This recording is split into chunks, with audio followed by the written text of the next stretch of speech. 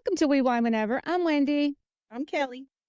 We are talking about Real Housewives of Orange County, season 18, episode number 11. We're almost through this, right? I know we are. So we start with Gina goes over to Shannon's and she visits with her at her new place. And as she's walking over to visit with her, she picks 2 lemons off the tree of Shannon's neighbor, which is appropriate if you know Shannon and she likes her 8 lemons in a bowl. Yep. I think it's 9. I was going to say it is. I think it is a 9. It just brings good energy, so we want to be right. Yes, exactly. Yeah. And Shannon's talking about her Dos Amigos show and what happened after she left Sonoma. And Gina lets her know about what Katie said about Gina using Heather for her wealthy connections for real estate, which we, kind of agree that I don't think that she said that. I don't think that she needs to do that. She's got her own career and she's got her own agency that she's working for. Then we see Emily, Jenn, and Katie. They meet up for breakfast. And Emily's talking about Annabelle and how she's just like Emily. Shane calls her Emily 2.0. Yes. Which I can definitely see. I mean, Yes. She's got that energy. You can tell from her Instagram posts. Yes. Yeah. Yes. And then Emily kind of, she feels like she overcompensates with her children because she didn't have much when she was growing up. So Yeah. she just wants to make sure that her kids have everything. And listen, I think as parents, we can relate to that. We want our kids to have everything. Yeah. And more than what we had. Right. And I always want your kids to have more. Right. Which I don't know, like, why do we want that? I think about it. I mean, I guess if you struggled, but I had everything I needed and then some when I was growing up, right? Me too. Right? Yeah, for sure. I mean, I didn't want for anything. I mean, I maybe wanted for things, but I didn't need anything. Right. You have the necessities in life. Right. Yeah. And my children do not want for anything either, which, right. Again, it's our doing. Exactly. Yeah. Is this when Emily says about the lawsuit that it's going to backfire on John? And is this when she mentions extortion? Yes. So, Mhm. I mean, well, before that, actually, Jenn says that she can relate because she's having a problem with her son, Dawson. Oh, yeah. When they're talking about how, she's really not really been a strict parent and she's, let him kind of do whatever it is he's going to do. But now that they're living at Ryan's house, Ryan has rules and he doesn't want to follow the rules. But then, yes, Emily does talk about how John Jansen and his lawsuit. I mean, I'll actually even quote her. She quotes in her confessional, in the California Penal Code, Section 518, extortion is a criminal offense where the defendant threatens to expose a secret of another person, which is exactly what John Jansen is doing. And Alexis on camera. Because at the same time this is happening, Shannon is telling Gina about that her attorney called her and said that, listen, John has so much as said that he's using these videos in case she gets out of hand. Right. So he has ammunition against her. He's blackmailing her with the videos. Yes. Mm-hmm. Which I can't believe that her lawyer then didn't just, this is criminal. For sure. Yeah, I don't understand why that didn't happen, to be quite honest with you. I really don't. I'm hoping it is now that the season is playing and now that we're all seeing how they are doing this on camera and it's documented. I'm hoping that Shannon's attorney is pursuing something against them. He should. Yeah, I think if so. Not, she needs a new attorney because Emily said it. She's a California attorney. Right. And we listened to the Bravo docket. And they're both attorneys in California, and they both said the same thing. So come on. Exactly. Somebody do something on her behalf. I agree. 100% I agree. Mm-hmm. Jenn is also talking about the party that she's having at her house and that she reached out to Shannon, but Shannon didn't get back to her. And Katie said, well, maybe because she's busy with the show with Vicki, which it turns out that that's where she was. And they agree that it's probably best that Shannon doesn't come because Alexis is going to be there. Which, again, if Shannon's busy, I hear something weird in my ear. That's so weird. Anyway, I don't know what that was. Big truck just drove by my house, like a really loud truck. I thought that's what you heard. I'm like, wow, you hear that? I must have, to be quite honest with you. Or it must have been that. It was like a big truck that just drove by. And that was or some loud vehicle. Yeah. That must be what it was. Oh my God, it's so funny. It is funny. We really are neighbors. I mean, we really are. See? We're in our own homes. But we're just that close. So funny. So yeah, Emily asked for Katie and Jen's opinion when they're having the breakfast. She said, I want your opinion on something that happened at the fashion show. Yeah.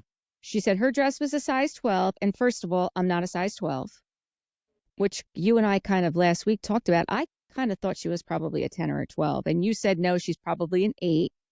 But really, that's not really relevant. I just was surprised that even came up. I was too.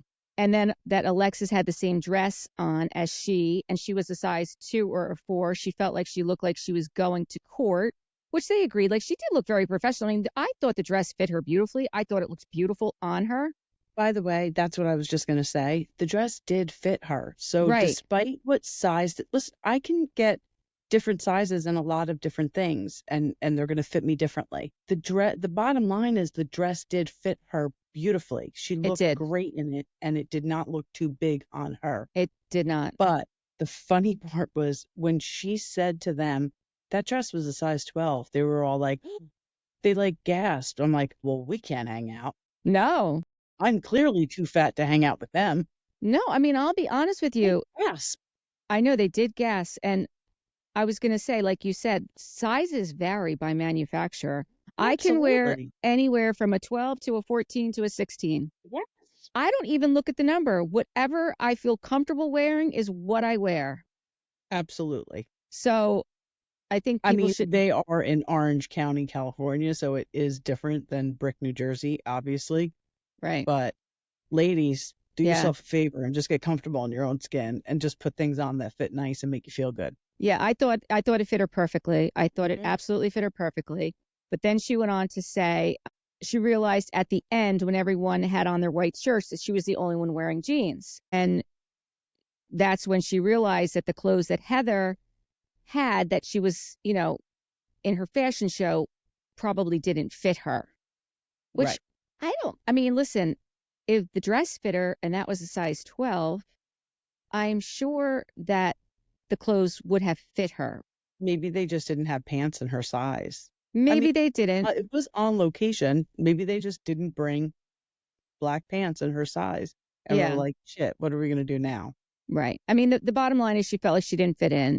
Yeah. And she went to the bathroom and she had that mini breakdown, which, we both said we totally relate to, because you shouldn't feel uncomfortable, especially when you're at a group outing with all your friends. And I know if it was me and I felt uncomfortable, I think I would say something, just because I'm surprised she didn't. Because she is outspoken. She is. However, think about where they were. Yeah. They were at, a charity event or an organization that's, near and dear to Heather. So I can see why she didn't. I'm sure she didn't want to cause any drama. She just wanted to get through it. And actually, she did say she didn't realize it until the end. Right. So at that point, she saw the picture. Right. Well, she saw when they were taking the picture. Right. That's when she's like, oh my God, I'm the only one wearing jeans. Right. By the way, why is she putting testosterone in her ass? Yeah, I was going to ask about that too. Like, what is that about? I don't know. I don't know either. We should look that up and find out about that. Yeah. I mean, unless it's hormone replacement, but why would it be testosterone? I don't know. Maybe that's what's needed because she did mention on the podcast that her and Teddy they're both perimenopausal. So maybe that's something you do. I don't know. I'll look into it though, because I'm perimenopausal. Let us know. Let our listeners know. Yeah, for sure. What that's all about.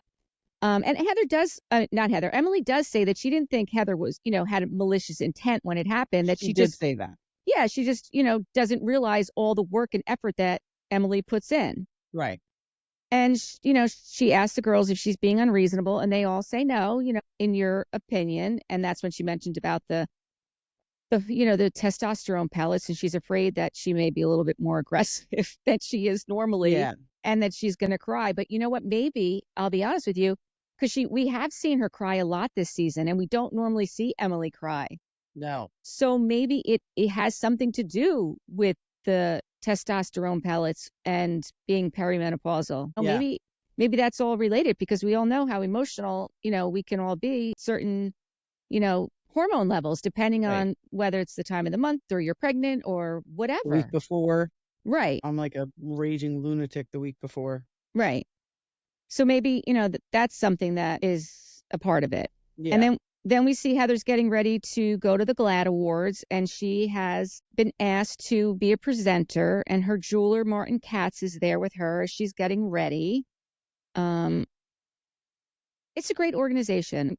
I'm glad that she was there. I'm glad that she gave the award. I thought it was, listen, I keep saying this, but her and Terry, I really like them. I really do like them. Yeah. I know some people don't, but Terry says that his children are so loved and accepted in his family that he's not sure that they're even aware of the struggles that their community faces, which, Right. you know what? It's true. Like, they may not be because they've never experienced that. Yeah. And it's sad that anyone has to experience it, but that's just how this Absolutely. world is.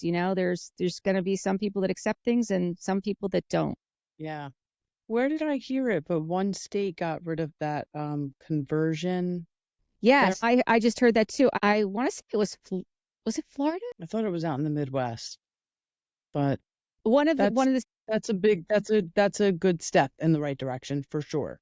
It absolutely is a good step in the right direction. Actually, Matt and I today, we did a lot today, but we went to the seafood festival in Point. Oh, you did? I didn't even know what was happening. I mean, I was working anyway, but. Yeah, we went to the seafood festival in Point, and then he wanted to go to the Ocean County Library because they were having the gay men's chorus singing. So that was at 2:00. We left the seafood festival at 1:30, and we actually made it there by 2:00. I don't know how we did it. Wow. But in addition to that, going on at the library, there was like this, what was it called? It was called the Comfort Food Festival in downtown Toms You River. went to Toms River. I thought you went to Brick Library. No, Ocean County. The food trucks. Lorianne was there with Michaela. Yes. Yes. So the food, it was all these vendors and comfort food. And yeah, I went to 2 festivals today. That's so nice. Yeah. That's so nice. But as we were walking into the library, Matt was dressed like Matt dresses in Matt's way, with his gold shoes on and his pink pants and his pink shirt. And there's people out there protesting and trying, Jesus loves you, come to Jesus. And I'm like, Matt just walked by them. We just walked by them. But I wanted to say, like, he believes in Jesus and Jesus loves him. Jesus loves him. Right. Jesus loves him. And like, leave him alone. Right. Just leave him alone. Can't believe there were protesters there. Yeah.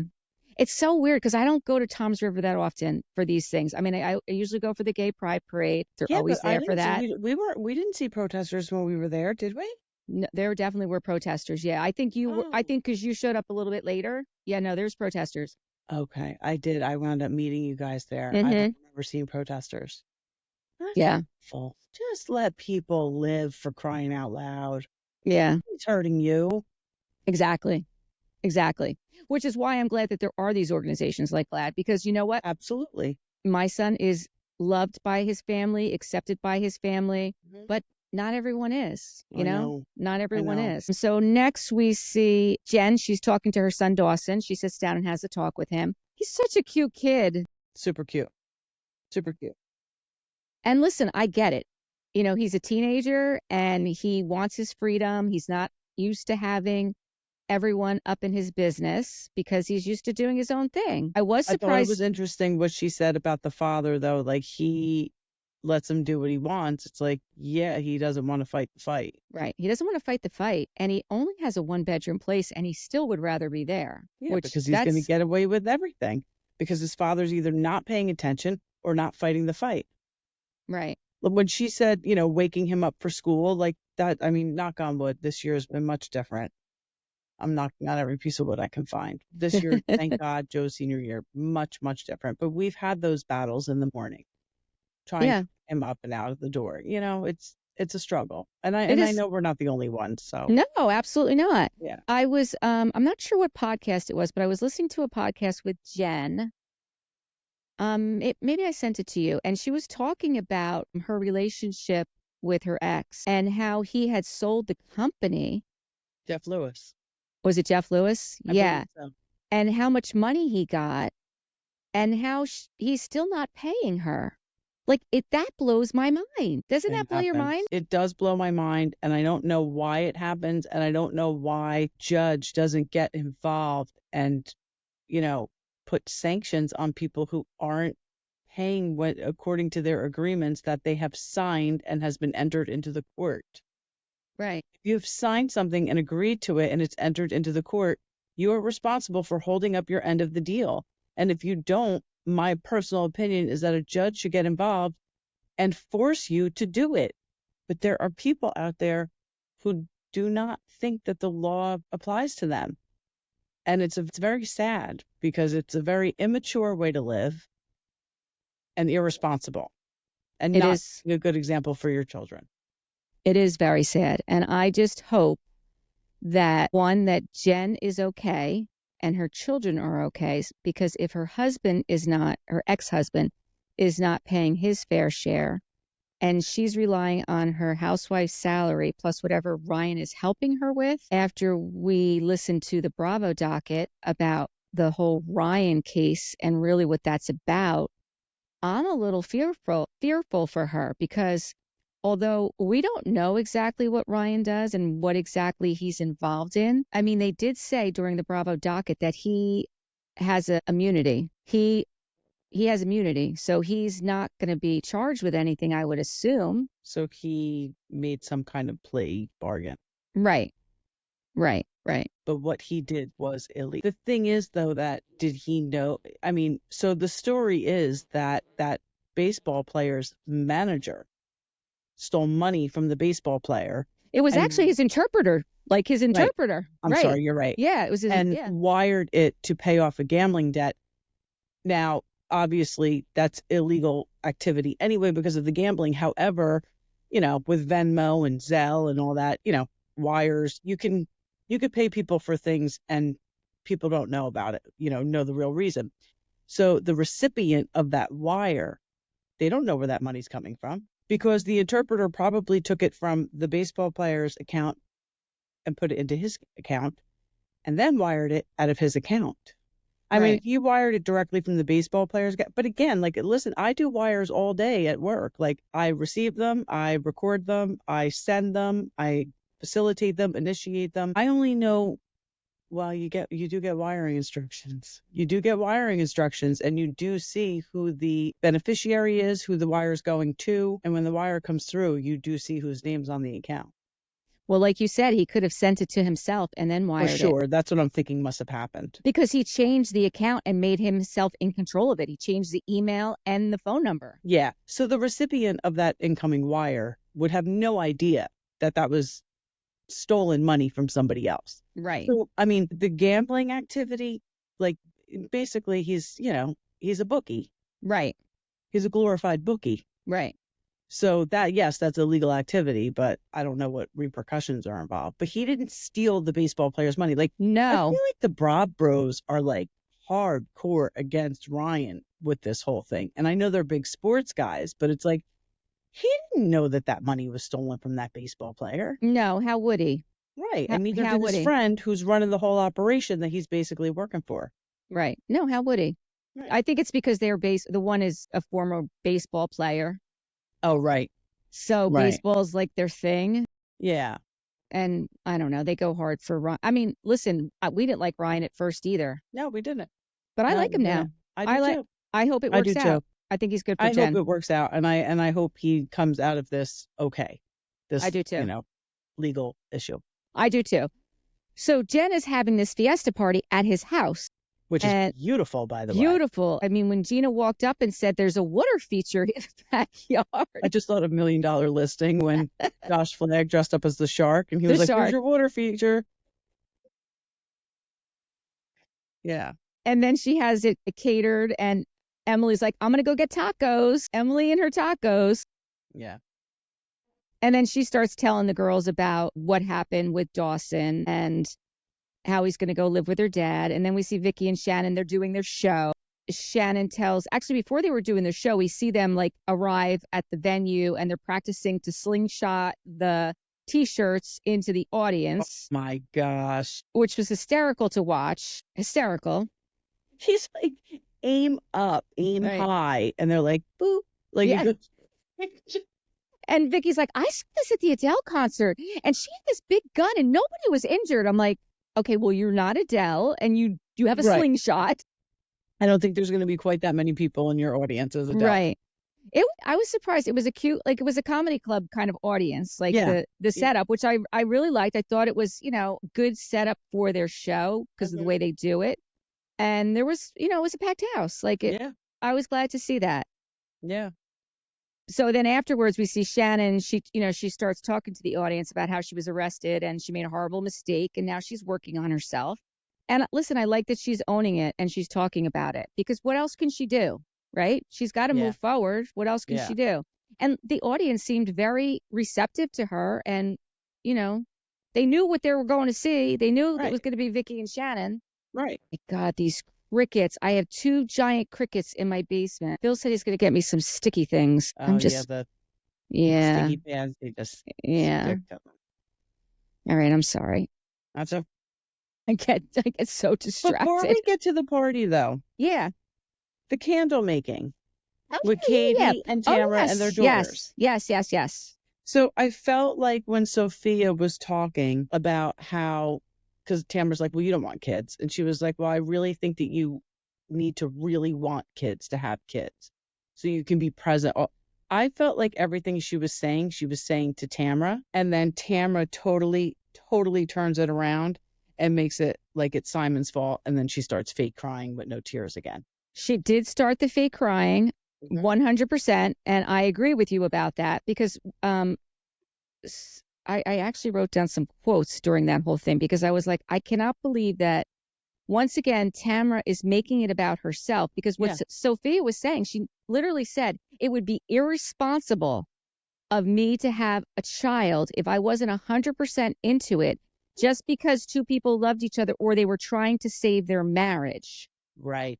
And, Kylie could relate to that because she has such a tough time with her father, too. So before that happened, Tamara had asked Kylie about her boyfriend because, she had this boyfriend. And Kylie was saying how, he, after a week of dating her, he texted her, I love you. Yeah. And then he got mad that she didn't say it back. And then he was gaslighting her, say it. And she's like, so that's done. So all I got was COVID from that. And Tamara's like, well, at least it wasn't an STD because that stays with you forever. The look on Katie's face was like, oh, my God. Yeah. Like you just said this on camera in front of the world. And right. About her daughter. Right. About her daughter. And then the other thing that she said was the moral of the story is when Sophia said that about having children. The moral of the story is be careful who you procreate with. Right. Are you kidding me? Are you kidding me? It's such a dig to your kid. And their father. Listen, you don't have to like Simon, but your other 2 children have a relationship with Simon. Right. And we don't even know if Sophia has a relationship with her father or not. We just learned this year that Sophia has lived with Tamara all along. Tamara is a liar. So we don't know if Sophia doesn't speak to her father. Tamara's just saying that. That's true. It's true. Every time Tamara brings up Simon in front of Sophia, she says, I'm not talking about my dad. Mm-hmm. That doesn't mean she doesn't talk to her dad. That means she's not discussing her dad with you, Tamara. Right. Exactly. Mm-hmm. Listen, I think her daughter is very mature. Mm-hmm. I think that she had to grow up very fast because she even says in the confessional, like, I was very young when this happened and it really affected me. I will also say that her daughter with the dark hair doesn't look anything like Tamara, but as soon as she dyed her hair blonde, I think she looks exactly like Tamara. Yeah. Sophia. Right? Yeah. Like, I mean, she's a pretty girl. Yeah, she's beautiful. Listen, Tamara's beautiful, but she's just an asshole. Yes, for sure is. She's just an asshole. She just is. On this show, she is. When she was just on the podcast, she was great. Yeah. All right. So then we'll jump back to the fiesta. Party. Back to the fiesta. So Emily goes and gets her taco. And then Heather thanks Alexis for coming to the GLAAD Awards. Alexis says, seeing what you do gives me the strength to move forward. This is the other thing that got me crazy in my life with my battle. Yeah. And then what Heather's battle? So then Heather says, you should have brought John because I know how he supports you. And the girls ask Alexa, what's going on? You seem off. But not only do the girls ask Alexa, Tamara is yelling at her. What's happening? What's happening? Like in her face, being obnoxious. Because she wants her to start talking poorly about Shannon. She's egging her on to just drag Shannon through the mud. And then Heather's like, well, just calm down, let her speak. And what she says is, first, Tamara says, are you and John okay? And she's like, yeah. She goes, is it a Shannon thing? And she said, well, it's the legal issues and everything. And then she starts crying. I just lost my mom. I just broke up with my ex-fiance. And, the legal battles, which really aren't your battles. So I don't know why you're making them your battles. Right. Like they're not your battles. But Alexis is very much like Tamara, making everything about her, which we'll see later on when Emily is trying to have her conversation with Heather. And Alexis keeps inserting herself. Yep. Just because she mentioned her name. Oh, my God. That ridiculous. Was brutal. But Alexis starting to cry. Her boyfriend is suing his ex-girlfriend. Tell him to stop. And maybe that will stop all of your stress. Right. Stop. Just stop. Drop it. It's stupid. You gave her money while you were together. You didn't think about getting the money back from her until 2 years after you gave it to her because now you're dating somebody else. Like, come on, dude. Exactly. It's terrible. Exactly. So then at one point, Tamara and Emily are in the kitchen talking about what Alexis is saying and how it's crazy town. And then Tamara says, well, I guess John has a type, meaning Shannon and Alexis are both crazy. Again. What an asshole. Right. This is supposed to be your friend. Right. Well, Shannon was your friend too, remember? Well, that's what I'm saying. So then Jenn brings out the giant Jenga, which I thought would have been fine until they put the stupid questions on the giant Jenga. Tamara is such an asshole. Is she the one that wrote "Show me your butthole"? I'm sure it was her. She's so stupid. How fucking old are you? How old are you? Yeah. And who did it, Katie? Yes, Katie. So the first question is, Alexis pulls the first one, and the first question is, who do you hate? And she says, I hate the devil. And then she throws the block in the fire. Okay, really? All right, that's dumb. Yeah, right. And then Gina pulls hers, and she says, and hers is, how big is his dick? And she says, not big enough, which was a fine answer. These are stupid questions. Then Heather pulls one, and it says, bark like a dog. So Heather barks like a dog. You know what? What? Heather did a pretty good job barking like a dog. She did. I'm surprised. Hey. Can you imagine if she got the one that said, show me your asshole?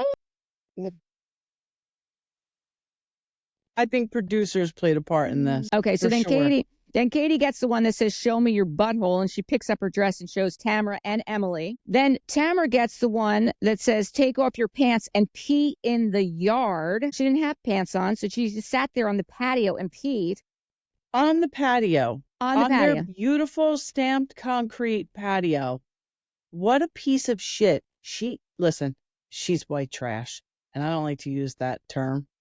Tamara is the poster child for white trash. I mean, Jenn even said the dogs know not to pee on the concrete.